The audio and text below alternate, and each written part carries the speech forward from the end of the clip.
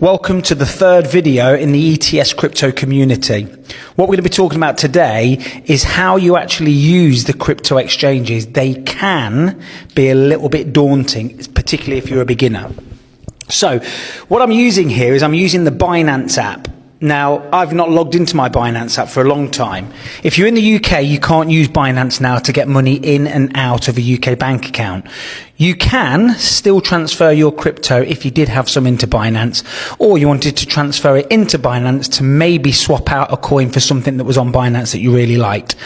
I've just had a look on here and I've just found $124 worth of stuff, and you're going to laugh when you see one of them because it's one of the coins I really don't like. So this is the home page. This is going to be pretty similar across the board. What you can see there at the top is my total balance, and it gives me the dollar value, which is $124.94, but it also gives me a Bitcoin value. So that $124 is the equivalent of 0.002 Bitcoin. What you can then see as I scroll up is just some of the day's movers. So it's got the Bitcoin price there. Every exchange will have the Bitcoin price on there because that's the daddy. And then you can see things like Ethereum. So Ethereum is up 1%. Solana, which is one of my favorite coins for this bull market, is up 12% today. Shiba Inu is up 13. When you're looking at any of these charts, red means that they're down, green means that they're up. So how do we buy our crypto?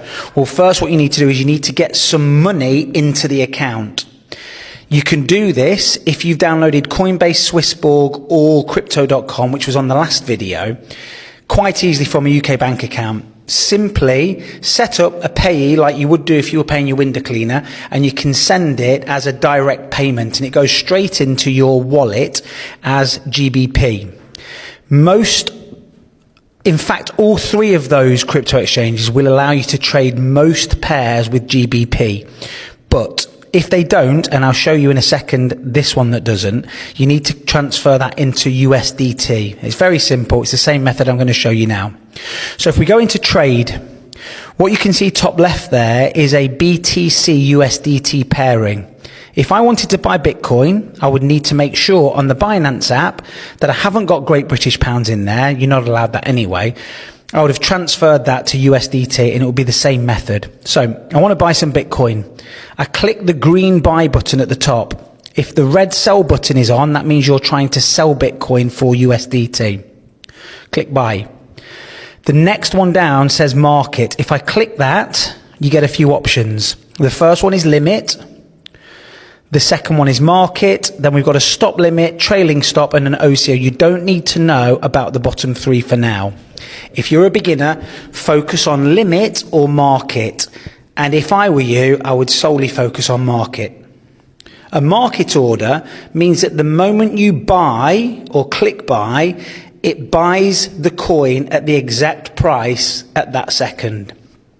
If I were on the limit order, as you can see, there's now a price that's popped up underneath the limit. I can set that to whatever I want. So let's say that some insiders told me that Bitcoin's going to go down to $58,000.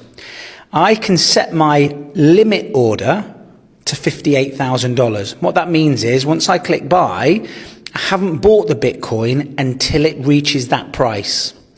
The problem with the limit order is it might not reach that point. So let's just say that Bitcoin goes on a tear and it's up to 100,000 in the next 3 months.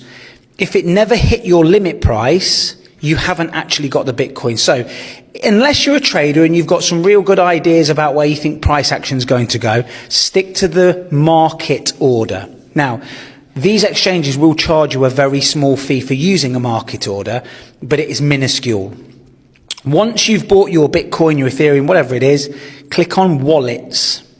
So here, this is my wallet. So this $123 that you can see contains HBAR, Quant, Lunacy, XRP, which you know I think is a load of shite, and then a couple of other little bits and bobs. Whatever you've just bought will appear there, and I've clicked the spot at the top. Funding and margin is to do with leverage trading and futures. You don't need to know about that yet if you're a beginner. If you're advanced, you're probably not watching this video anyway. Once you've got your crypto in there, so if I wanted to do something with my HBAR, I would simply click on it and I can deposit more HBAR into my HBAR wallet. That would be from an external wallet, or I can simply withdraw. If I click on withdraw, send via a crypto network, send via an email, phone or ID. You've got different options. I always use a crypto network. Then I would click that, post in the address at the top here that I would get from the other exchange or the other wallet that I wanted to send it to, post it in there, click, withdraw, and that takes, depending on the network, seconds up to 15, 20 minutes if you were doing it on something like Ethereum and it was really busy. Markets at the bottom, all crypto exchanges have these markets. You can see all of the coins that are on there. You can search for a coin at the top. So if you had something that you maybe a friend had told you about and you wanted to see if Binance had that or Coinbase had that, click at the top, put in the ticker. So let's see if we've got Render, RNDR. So there's Render. So Render USDT, that's the actual price today. So the price of Render is $7.42, and this is the chart of the price action. Don't worry too much about charting just yet. We'll talk about that in a later video. So just a quick recap. Your home screen gives you an overview of what you've got. Generally speaking, it's the same across the board, Coinbase or Swissborg. That's going to give you price action for the day. Markets, which we've just looked at. Your wallet is everything that you've got. And the trade button is where you buy. If you wanted to buy Ethereum, let's say, I'm going to go into that pair, Ethereum, USDT, and make sure that I've got some US dollars in there, and I buy. I'm going to buy at a market price, and this sliding scale here is going to use available funds. So if I had $1,000 and I wanted to use $1,000 on Ethereum, I'm going to slide it all the way to 100%. I wanted to buy 50%, so $500 worth. I go to the 50%, or you can simply type in a total that you've got. Now, if you actually looked at my wallet, I've actually got in USDT a couple of dollars. Where is it? So USDT, I've got $2.25. So when I'm going on here, that's why it's allowing me to slide it. So my 100% would be buying $2.25 of Ethereum. Let's do that now. So I'm set on market. I'm going to click buy. Buy ETH, start now. Aha. So UK investor notice, as per our terms and use of compliance with local regulations, you're required to complete an assessment before accepting our products. Please go to your account dashboard to proceed. I think this is going to want me to do a facial recognition, so a driver's license or something like that. I can click start now. I'm going to cancel that anyway. So it does look as though you might be able to use Binance if you go through the KYC. We spoke about that in the last video. I hope that helps.